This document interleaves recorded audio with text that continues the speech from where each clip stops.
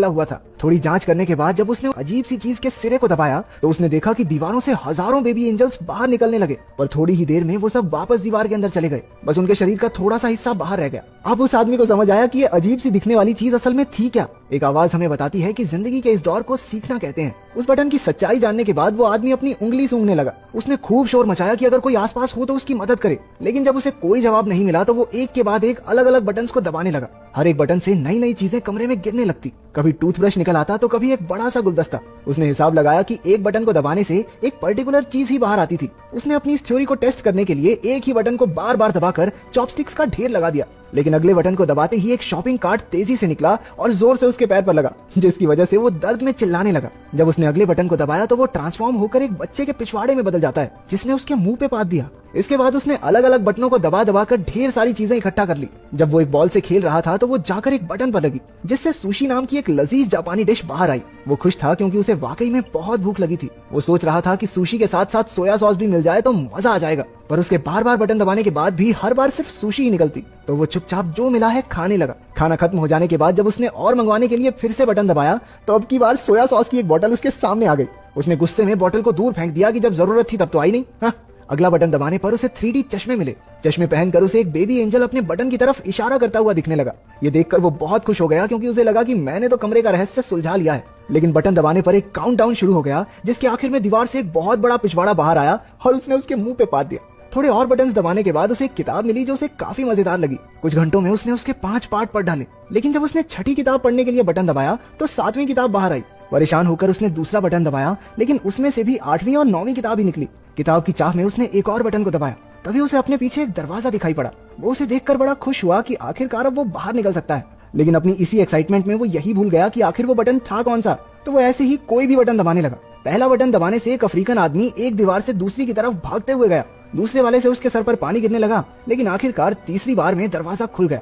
और वो जैसे ही बटन को छोड़कर उस दरवाजे की तरफ जाने लगता, वो दरवाजा बंद हो जाता। कुछ देर ट्राई करने के बाद वो समझ गया कि जब तक बटन दबा रहेगा तभी तक दरवाजा खुला रहेगा। वो रनिंग पोजीशन लेकर उस बटन पर खड़ा हो गया ताकि जल्दी से दरवाजे तक पहुंच जाए, लेकिन इससे पहले कि वो वहां पहुंचता दरवाजा बंद हो गया। इसके बाद उसने बहुत से अतरंगी तरीके अपनाए, लेकिन किसी ने भी काम नहीं किया। उसने शॉपिंग कार्ट पर बैठकर भी जल्दी से दरवाजे तक पहुंचने की कोशिश की, लेकिन सब बेकार। इसके बाद उसने अपना दिमाग लगाया और एक गुलदस्ता उस बटन पर रख दिया, लेकिन वो इतना भारी नहीं था कि उसे दबाए रख सके, तो अब उसे गुलदस्ते को भरना होगा। उसने पानी वाला बटन दबाकर उसमें पानी डालने की कोशिश की, लेकिन पानी उसके शरीर के अलावा कहीं गिरता ही नहीं था। फिर उसने दिमाग लड़ाकर गुलदस्ते को सुशी से भर दिया। वो बड़ी मुश्किल से उसे वहां लेकर गया, लेकिन उसने गलती से वो गुलदस्ता एक दूसरे बटन पर रख दिया, जिसके बाद वो अफ्रीकन आदमी भागता हुआ आया और उससे टकराने की वजह से गुलदस्ता भी टूट गया। वो गुस्से और फ्रस्ट्रेशन में चिल्लाने लगा। उसने कुछ और छोटे मोटे पैंतरे लगाए, लेकिन दरवाजा हर बार उसके पहुंचने से पहले ही बंद हो जाता। फिर गलती से एक बटन दबाने पर एक रस्सी नीचे आई। उसने हिसाब लगाया कि रस्सी से झूलकर वो जल्दी से दरवाजे तक पहुंच सकता है, और ऐसा हुआ भी। लेकिन जब उसने दीवार के पीछे मौजूद दरवाजे को खोलने की कोशिश की तो पता चला कि इसे खोलने के लिए एक चाबी की जरूरत थी। वो दीवार के बंद होने से पहले कमरे में वापस आ गया। जब उसने गुस्से में दीवार पर लात मारी तो एक चाबी हवा में तैरने लगी, लेकिन दरवाजे की ही तरह ये चाबी भी बटन छोड़ते ही थोड़ी देर बाद गायब हो जाती। अब उसे कोई तरीका निकालना होगा जल्दी से चाबी लेकर दरवाजे तक पहुंचने का।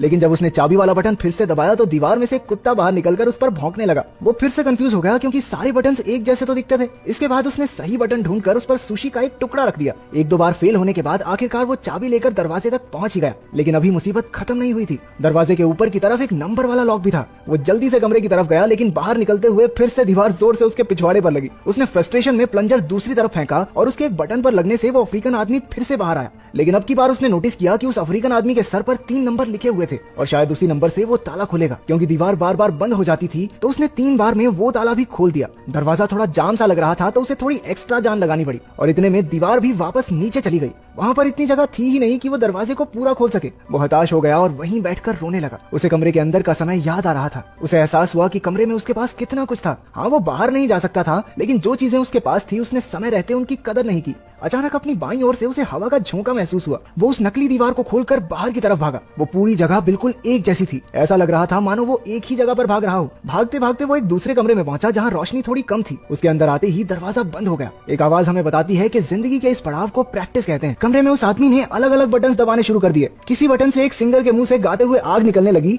तो किसी बटन से रशिया के एक जादूगर का जादू फेल हो गया। तीसरा बटन दबाने पर चाइना में एक आदमी अपने ही कुत्तों पर भौंकने लगा। उस आदमी ने देखा कि पिछले कमरे की तरह इस कमरे में छत नहीं थी, बल्कि ऊपर से रोशनी आ रही थी जिसमें एंजल्स उड़ रहे थे। इस बार उसके दिमाग में बहुत अलग चीज आई। उसने बटन्स को दबाने की बजाय उन्हें पकड़कर ऊपर चढ़ना शुरू कर दिया। वो कामयाब रहा और हर बटन के दबने से दुनिया के अलग अलग कोनों में कमाल की चीजें होने लगी। कहीं फूल खिलते तो कहीं कोई हाथी फिसल जाता। जैसे जैसे वो ऊपर जाता गया तो कहीं टोस्ट बनने लगे तो कहीं इंसान चांद तक पहुंच गए। जब तक वो ऊपर पहुंचा उसकी दाढ़ी और बाल बहुत बढ़ चुके थे। अब उसे दीवार पकड़ने की जरूरत नहीं थी, वो भी बाकी एंजल्स की तरह हवा में उड़ता जा रहा था। एक आवाज हमें बताती है कि उसने अब भगवान का दर्जा पा लिया है और अब पूरी दुनिया उसके हिसाब से चलेगी। आखिर तक आते आते उसके चारों ओर सफेद पंख उड़ने लगे जो उसे आखिरी कमरे तक ले गए। इस कमरे की दीवार पर पूरी धरती का नक्शा बना था और वहाँ अब तक का सबसे बड़ा बटन भी मौजूद था। वो उसे दबाने के लिए आगे बढ़ा और स्क्रीन काली हो गई।